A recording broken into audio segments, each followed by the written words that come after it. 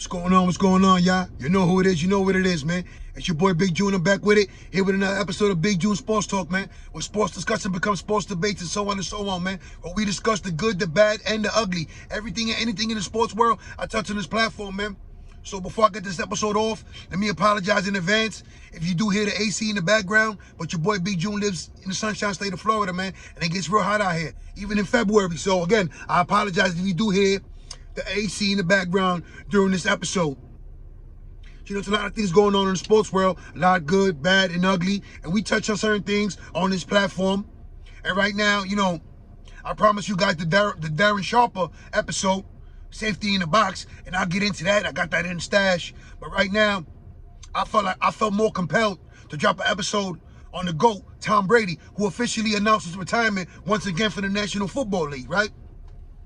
So as you know, your boy Big June has been a long-suffering Jet fan. And your man Tom Brady has been a thorn in my side for many years, or should I say decades. That duo between him and Bill Belichick reigns supreme in the AFC East. Not only my New York Jets, but the Buffalo Bills and the Miami Dolphins. As a matter of fact, let's keep it real. The whole National Football League was on notice when those two up in Foxborough were cooking. And I'm going to give you some of the numbers of Tom Brady overall. And we'll get into his legacy, his impact, and even his later days as a member of the Tampa Bay Buccaneers. So, you know, when you take everything into consideration, right? Your boy Big June grew up idolizing Joe Montana, Dan Marino, John Elway, and Tom Brady has surpassed all of them in milestones, accomplishments, championships, legacy. Cemented himself as the #1 quarterback of all time. And we're going to get into that. And the numbers speak for themselves. So when you look at everything, the whole body of work, from Tampa to this losing in the playoffs, to winning the Super Bowl, life after Bill Belichick, everything that man, number 12, has accomplished on the gridiron, it truly is amazing. And you know what? Let me just start giving you some of these numbers, man, because it is what it is. 7-time Super Bowl champion, 5-time Super Bowl MVP, 3-time NFL League MVP, 10 Super Bowl appearances altogether, 9 with the Patriots and 1 with Tampa Bay, 89,214 regular season passing yards, which is first all-time in NFL history, 64 regular season touchdowns, which is also first all-time, 13,400 playoff passing yards, which is also first all-time, 88 career playoff touchdowns, once again, first all-time. And this comes from a man who was drafted in the 6th round with the 199th pick in the 2000 draft by the New England Patriots. 15-time Pro Bowler with a career passer rating of 97.2. 17 division titles up in New England, including 11 consecutive from 2009 to 2019. 13 AFC Championship appearances, including 8 consecutive from 2011 to 2018. Like I just mentioned earlier, 9 appearances with New England as far as the Super Bowl representing the AFC. So when you talk about the stronghold that they had, not only on the AFC East, but in the whole NFL, will we ever see another duo accomplish what Belichick and Brady accomplished? Will we ever see another quarterback master that craft the way Tom Brady did, taking numerous teams to the Super Bowl? You know, there used to be an argument about who is the greatest quarterback of all time. Is it Tom Brady or is it Joe Montana? I know it's different eras, different rules. The game was played different. But when you look at the longevity, I gave you some of the numbers. I just highlighted stuff that stood out to me as I did a quick research on Tom Brady. So when you look at the longevity, the investment he did in his body, you know, the first athlete that comes to my mind, which is he's next to be celebrated, is LeBron James, when he surpasses Kareem Abdul-Jabbar for the all-time scoring record in the NBA. For those two athletes to sustain excellence, to sustain a culture of winning, their environment, it speaks volumes of the dedication these athletes had. But when you look at Tom Brady, the nature of the sport, how brutal it is in the NFL, and everyone knows that the NFL stands for not for long. But when you look at what he's accomplished, I mean, I gave you some of the numbers. First all time in touchdowns, playoffs and regular season. First all time in passing yards, regular season and playoffs. 13 AFC championship appearances. 13. 10 Super Bowl appearances. 9 with New England, 1 with Tampa. So he proved that he could succeed without Belichick, Life after Belichick was a success for Tom Brady up in Tampa. And he retired on his terms. Didn't go out the champion he was. But when you look at the number, the body of work speaks for itself. And you see all his colleagues, former teammates, adversaries congratulating him on a marvelous career and all the accomplishments he's had. I mean, as a Jet fan, I hated him. I dreaded facing New England. They ruled. We all knew what it was. Every season we knew what to expect. Belichick and Brady. Brady leading them to the playoffs. Them sweeping us in the regular season. Tormenting us and the AFC East. Man, the whole AFC. For years. For years. So, it's just crazy right now, knowing that he's finally going to hang it up. And some would say that it cost him his marriage, as he's now divorced from his ex-supermodel wife for the love of that game. When we all question what was left to prove for Tom Brady. Once he did win that ring with Tampa Bay, everyone expected him to ride out in the sunset, including your boy Big June. But that wasn't the case. But what we did see was him continue to put up numbers and continue to rack up milestones. It's like every game he played, he was passing a certain record.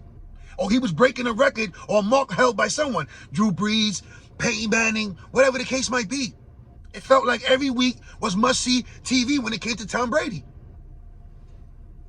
That legacy, the impact, is felt in New England as well as in Tampa. But you know, one of the things that I always admired about Tom Brady, yes, I'm saying it, I admired about Tom Brady, is he was always a team player, a team first player, right? Meaning, and this is not to have Aaron Rodgers out there in the wrong spotlight for this, but he was never always, I want to be the highest paid quarterback. I'm looking to be paid ransomly all the time. I'm looking to get an extension. Let's renegotiate my contract. It was always, let's do what's best for the team. And I'll get mine at the end. So when you look at the rosters and everyone who suited up alongside Tom Brady in that offensive scheme from New England, when you look at the wide receivers, the names, like they made each other, Deion Branch. The only prolific wide receiver that comes to my mind, is Randy Moss. And we all see what they did when they paired together. A perfect season.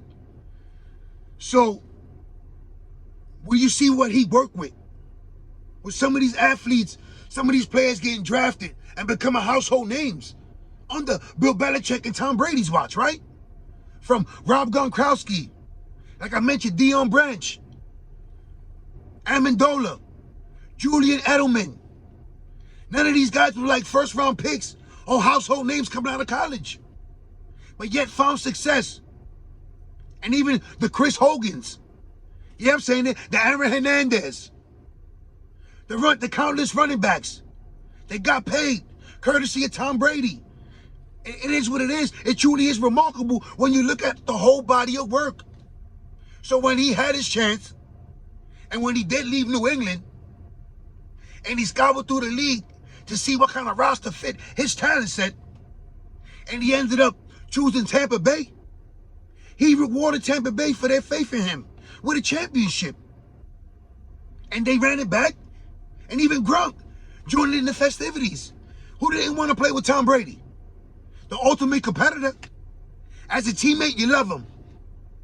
As the opposing player, you hate him. Because he's hard to beat. When you look at his record, the records against any team, I'm sure he has winning records against every team in the NFL. How many quarterbacks can say that? The longevity itself I mean, some of the rules were bended by New England, by Bill Belichick. But for the benefit of the team, from the deflate, the Spygate, it is what it is. One thing's still certain, though. Number 12 was coming to perform week in, week out. And that's what it was. So when you get all the X's and O's out, all the game planning, it basically came down, can you stop number 12? Or is he going to sit back in the pocket and slice and dice any defense like he normally did? There was no secret to that. But what he did from the tuck rule to the comeback against the Atlanta Falcons in the Super Bowl. You know, I got a quick story on that, man. You know, your boy Big June. I was in a friend's house. My boy, Little Macho, rest in peace. We love you. We miss you. Me and him, my boy Wizzy, watching the game, you know, all rooting for the Atlanta Falcons. Because, you know, when you see a team win so much the way Patriots do, she tends, you know, root against the favorite all the time, right? So whatever the case might be, we were all excited. 25-3, 28-3. They were up 25 points, right? No one expected for New England to come back. We all knew that as long as number 12 was still there, under center, they had a chance. They had a fighter's punch. I mean, a puncher's chance, right? And we all witnessed the greatest comeback in NFL Super Bowl history.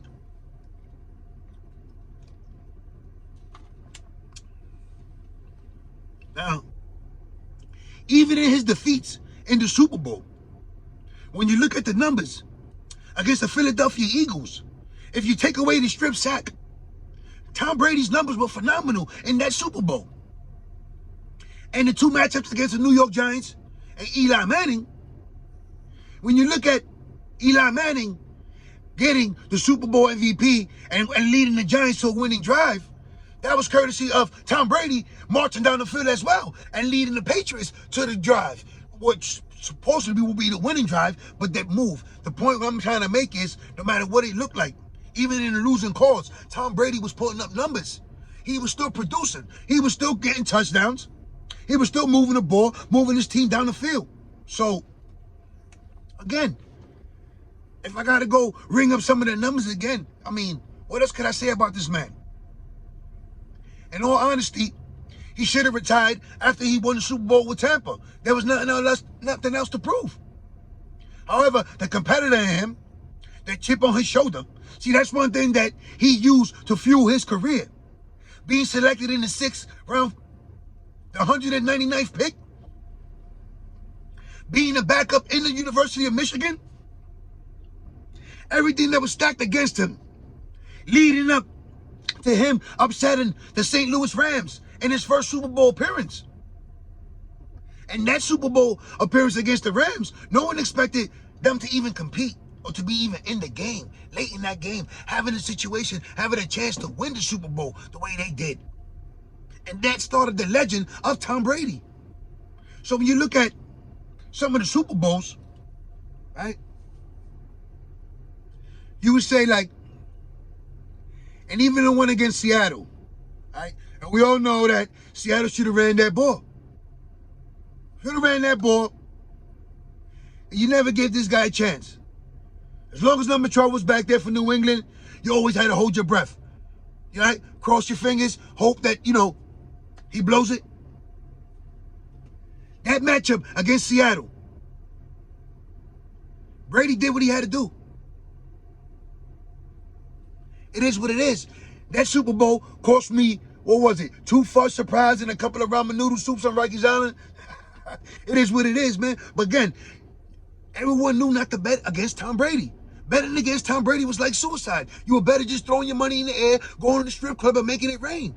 Unless you wanted to win $1, you looked to put your money on New England, on Tom Brady. And even when he was in Tampa, the odds on to win the NFC South while he was there, right? Couldn't beat Drew Brees and the Saints in the regular season. Knocked them off in the playoffs. Knocked off Aaron Rodgers in the playoffs. 2 future Hall of Famers. Continue to add milestones and accomplishments on his way out the door. So it was always phenomenal to see that man perform at a high level for so long. 20 years in the NFL. As a starting quarterback. Phenomenal. As a Jet fan, all due respect to that man. I wish that he would have retired earlier and wouldn't have, you know, How should I say it? Let me find the excuse me. Let me find the proper terms. And yet it leave me and so many Jet fans traumatized. Because it is what it is, man. That stranglehold they had on the AFC East as well as the AFC. I mean, when you look back at it, when you sit back and marvel and look at the numbers and see what they accomplished as a unit, as that dynamic duo in NFL history. As a fan, you have to admire it and respect it. As a fan of your favorite team, you know, if it was inflicted, obviously we all hated it. But as a fan, me being biased on this sports podcast, I salute you, Tom Brady, on a phenomenal career. No doubt about it. The numbers speak for themselves. Everyone knows what it is. There really is no debate. I mean, it was a different era. The physicality was a little more. Now it's more favorite to the players, and you benefited from a lot of course, which, you know, we could all argue about that. We could discuss and debate it. It is what it is. Yep, the number one factor that everyone has when it comes to Tom Brady, the number one equation is the man was the ultimate winner. Super Bowl rings, 7 of them. So it is what it is. Whether you love them, you hate them, it ain't matter. Sunday, come that New England Tampa game, Tom Brady was a must watch, right?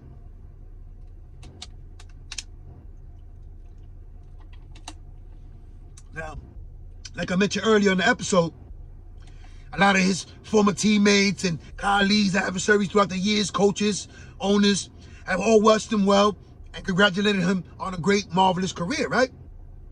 So the question we all want to know is, because this is what a lot of football players do once they retire, right? Once they formally retire, they sign a one-day contract with the original team so they can retire with the team that, you know, they prefer to if they were drafted by them or they were treated fairly, signed, whatever the case might be, right? So is Tom Brady going to retire a New England Patriot? Because I've seen a report that Robert Kraft is going to do his best, his hardest, try his hardest to get Tom Brady back into the New England Patriot fold.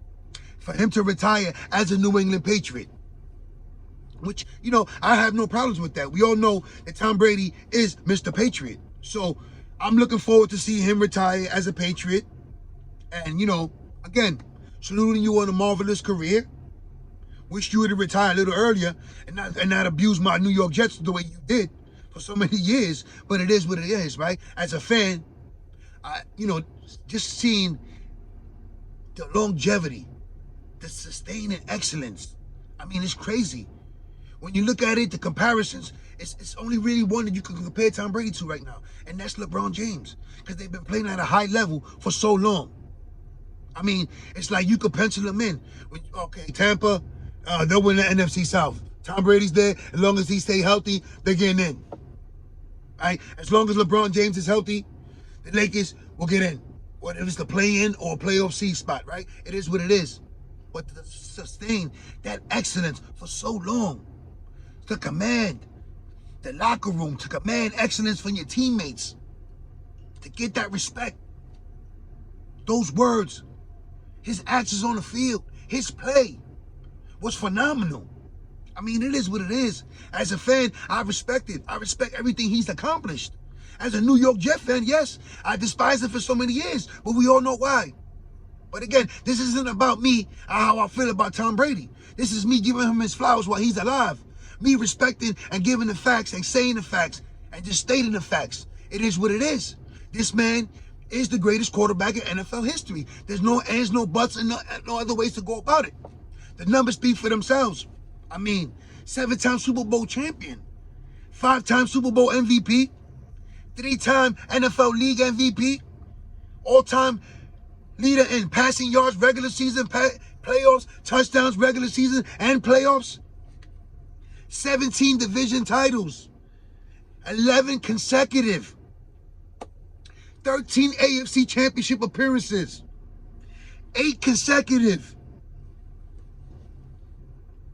I mean, the numbers just blow you away. As a fan, you gotta marvel at them. You have to admire it. And just give this man his due. Give him his flowers. Serenade that man. Let's all celebrate Tom Brady for all his accomplishments. Yes, I'm saying it. I'm not drunk. I'm feeling good. This is your boy Big June saying it. Let's celebrate Tom Brady for everything he's meant to the National Football League. It is what it is. There's no other way for me to go about it. right? Like I mentioned, the ultimate team player. Always did what's best for the team. Took pay cuts, restructured the contract. Never was Aaron Rodgers. What about me? There was never no me and team. There was never no I when it came to Tom Brady. It was always us. It's we. And that was the beauty of the man. 53 locker room, and every man respected that man for what he's accomplished and what he continued to do and what he stood for as far as being a quarterback in the National Football League. It is what it is, man. Before I go, all my family and friends out there in New York, stay safe, stay sharp, stay blessed, stay alert, stay on point. All my family and friends in the pen, a couple of y'all just got paroled, a couple of y'all hopefully on your way out, please. Just do the right thing. I got the Darren Sharper Safety in the Box episode coming soon. Hit that like button, hit the subscribe button, man. I'm out of here. One.